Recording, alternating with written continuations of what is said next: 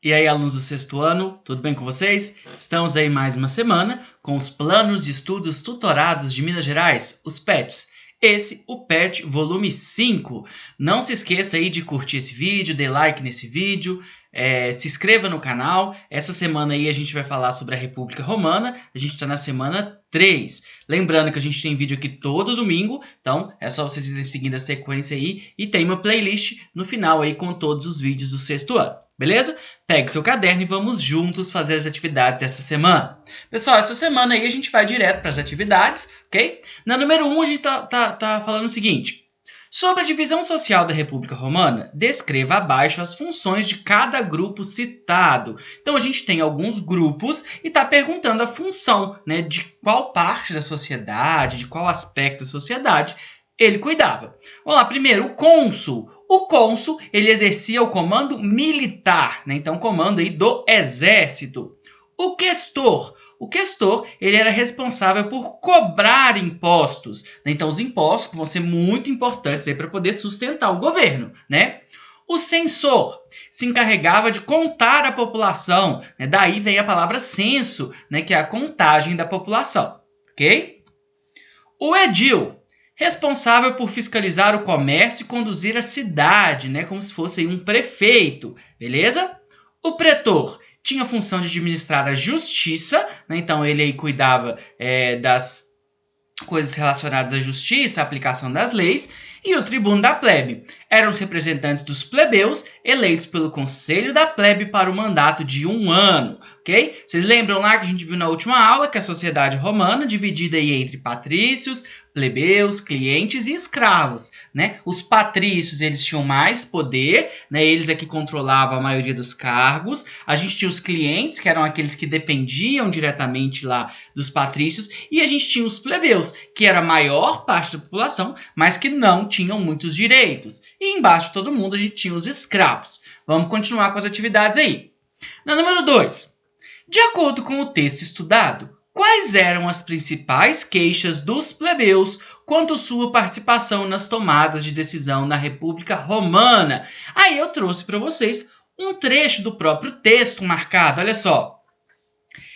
Limitado o acesso dos plebeus à maior participação nas tomadas de decisões sobre questões ligadas às políticas de Roma. Então, os plebeus não podiam participar da maioria das tomadas de decisões. Eles não podiam ocupar a maioria dos cargos que eram importantes aí dentro da República Romana. Embora eles fossem maioria, eles não tinham esse poder político, né? Eles não ajudavam na tomada das decisões, ok? Vamos lá para a próxima. Na atividade 3, descreva as principais conquistas da plebe ao longo dos anos na sociedade romana, no período conhecido como República, 509 a.C. a 27 a.C. Vamos lá, eu coloquei aí alguma dessas conquistas. A Lei das 12 Tábuas. O que vai ser a Lei das 12 Tábuas? Os plebeus vão conseguir que as leis passassem a ser escritas, porque antes a lei, né, ela vinha sendo aplicada através da tradição. Então, muitas vezes, os patrícios eles manipulavam um pouco a lei, né, a seu favor. Então, a partir das leis das 12 tábuas, né, as leis passam a ser escritas, então elas têm que ser seguidas daquela forma que ela está escrita lá. Fim da escravidão por dívidas. Então, antes o plebeu ele podia se tornar um escravo quando ele ficasse devendo uma quantia muito grande de dinheiro, e essa escravidão acaba chegando ao fim, ok? Lei da Canuleia. O que vai ser essa lei da Canuleia? Antes era proibido o casamento entre pessoas de classes diferentes, né? Então, plebeus com patrícios. Então, o casamento era proibido. Agora, a partir da lei da Canuleia, ele passa a ser permitido. E a formação de suas próprias assembleias. Então, os plebeus não podiam participar dos cargos, dos altos cargos da República Romana, mas eles passam, então, a poder formar suas próprias assembleias e ter os seus próprios cargos, ok? Vamos lá para a próxima. De acordo com o texto estudado, responda as seguintes questões acerca da expansão territorial romana no período republicano. Por que podemos afirmar que a expansão territorial de Roma deu mais representatividade aos plebeus na sociedade romana? Então eu trouxe para vocês a seguinte resposta, olha só. Os plebeus que participavam do exército conseguiam algumas vezes a posse de pequenas partes das terras conquistadas, dando a eles mais importância dentro da sociedade. Ok? Então, os plebeus participavam do exército e eles começavam, então, a adquirir pequenas quantidades de terra e isso vai aumentar a sua representatividade dentro da sociedade. Pessoal, a gente tem que lembrar que nem sempre era assim, né? A gente tem que lembrar que algumas vezes os plebeus eles iam para a guerra, inclusive eles voltavam, as suas terras tinham sido invadidas, você tinha vários problemas quanto a isso também, né? Então nem tudo eram flores, nem sempre aí, né, os plebeus conseguiam aí essas terras, porque a maioria das terras iam para os grandes generais, que eram o quê? Patrícios. Vamos lá para a próxima. Letra B.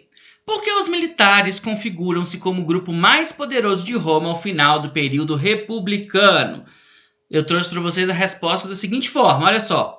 A guerra ganha cada vez mais importância para o Império Romano e os militares acabam ganhando cada vez mais poder. Então, à medida que o tempo vai passando, né, a guerra vai se tornando um importante elemento dentro de Roma, dentro da República Romana, né, porque é uma forma deles conseguirem mais terras, deles conseguirem mais escravos. E quem que controla aí, né, essas guerras? Os militares. E quem começa a ganhar cada vez mais prestígio na sociedade, ou seja, mais importância, e quem consegue ganhar mais terras? Justamente os militares. Por isso que eles vão ganhando cada vez mais força aí dentro do período republicano. Vamos para a próxima. Por que era de suma importância dominar a região do mar Mediterrâneo?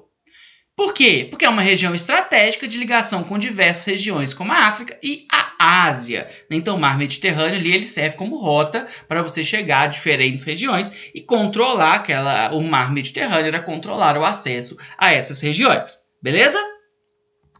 Letra D. Descreva as consequências das ações dos triunviratos romanos ao final da República para a política romana. Então, olha só. Os militares participam de uma sangrenta disputa pelo poder, o que acaba fazendo com que Otávio se declare como imperador de Roma, iniciando a fase do Império. Então, os militares eles começam a ganhar cada vez mais força dentro da República Romana. Eles começam a se juntar e formar um poder, que vai ser o que a gente chama de triunvirato, né, que eram 3 generais comandando aí a República Romana. Só que esses generais vão começar a disputar uns com os outros. Você vai ter vários assassinatos. E aí a gente vai começar a ter alguns generais que vão ganhar mais força, até que vai chegar o Otávio, que vai se declarar imperador de Roma. E aí Roma vai deixar de ser uma república e vai passar a ser um império. Beleza? Bom, pessoal, então é isso. Não se esqueça aí de dar like nesse vídeo, se inscrever no canal, compartilhar ele. Se precisar falar comigo, pode me procurar lá no Instagram.